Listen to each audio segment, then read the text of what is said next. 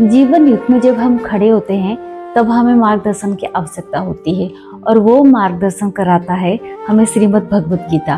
तो श्रीमद् भगवत गीता का जो पहला अध्याय है वो है अर्जुन विषाद योग। तो चलिए हम पहला अध्याय का पहला श्लोक को पढ़ते हैं और उसको आसानी से समझने का प्रयास करते हैं। अथ प्रथमाध्याय धृतराष्ट्र उवाच धर्मक्षेत्रे कुरुक्षेत्रे समवेतायुयुश्चवः मामकाः पाण्डवश्चैव किमकुर्वत संजय। तो ये था हमारा पहला श्लोक। यहाँ पर धृतराष्ट्र कहते हैं, हे संजय, धर्मभूमि कुरुक्षेत्र पर युद्ध की इच्छा से एकत्र हुए मेरे और पांडु के पुत्रों ने क्या किया। यह श्लोक केवल एक प्रश्न नहीं, यह आंधे राजा धृतराष्ट्र के मानसिक स्थिति को दर्शाता है। धृतराष्ट्र शारीरिक रूप से आंधे थे ही, लेकिन उससे अधिक मोह और आसक्ति में अंधे थे। उन्होंने एक शब्द प्रयोग करा है यहाँ पर, मामकः। मामकः मतलब मेरे पुत्र। तो यहाँ पर उन्होंने मेरे पुत्र बोलकर ये प्रमाण किया कि वे अभी भी पक्षपात में हैं। उन्होंने अपने पुत्रों से पांडु के पुत्रों को अलग करा है ये बोल के। तो ये उनका मोह और अहंकार को दर्शाता है। कुरुक्षेत्र एक युद्ध भूमि नहीं है, यह हमारे मन का प्रतीक है। धर्म क्षेत्र जहाँ सत्य और धर्म की परीक्षा होती है। कुरुक्षेत्र ये है हमारे कर्म क्षेत्र।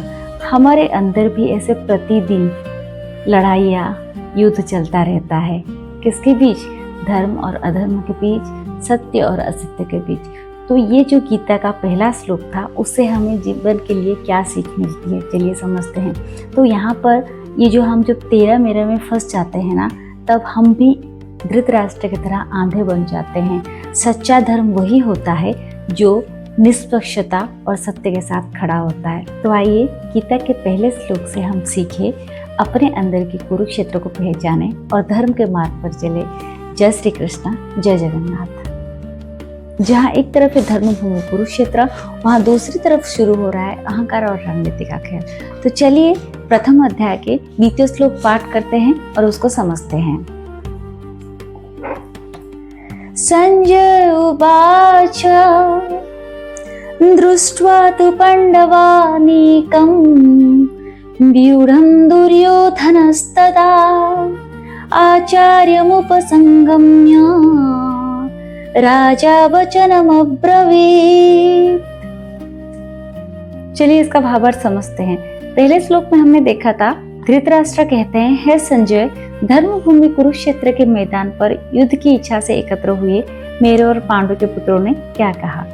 उसका उत्तर स्वरूप संजय कहते हैं, हे राजन, जब दुर्योधन पांडवों की सेना को सुसज्जित रूप से देखे तो वो उनके गुरु द्रोणाचार्य के पास जाते हैं और उनको यह कहते हैं। यह श्लोक दुर्योधन की मानसिक स्थिति को दर्शाता है। वह बाहर से कितनी ही शक्तिशाली अहंकारी क्यों न हो, लेकिन अंदर से एकदम से डरा हुआ और अस्थिर है। इसलिए तो जब वो पांडवों की सेना को देख रहा है, तुरंत अपने गुरु द्रोणाचार्य के पास जाता है ताकि अपने मन की चिंता और रणनीति साझा कर सके। यह श्लोक हमें सिखाता है, जब हम गलत मार्ग पर होते हैं तो कहीं ना कहीं हमारे अंदर डर जरूर रहता है। जब सामने धर्म सत्य खड़ा रहता है तो अधर्म हमेशा अशांत रहता है।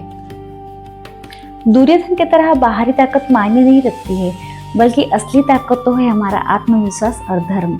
अगर हमारा कर्म अच्छा है तो हमें डरने की आवश्यकता नहीं है। तो आइए इसी श्लोक से हम ये सीखें कि हमेशा धर्म के राह पर चले, ताकि जो इंसान सत्य के साथ धर्म के साथ खड़ा रहता है उसको डरने की जरूरत ही नहीं है। जय श्री कृष्ण, जय जगन्नाथ।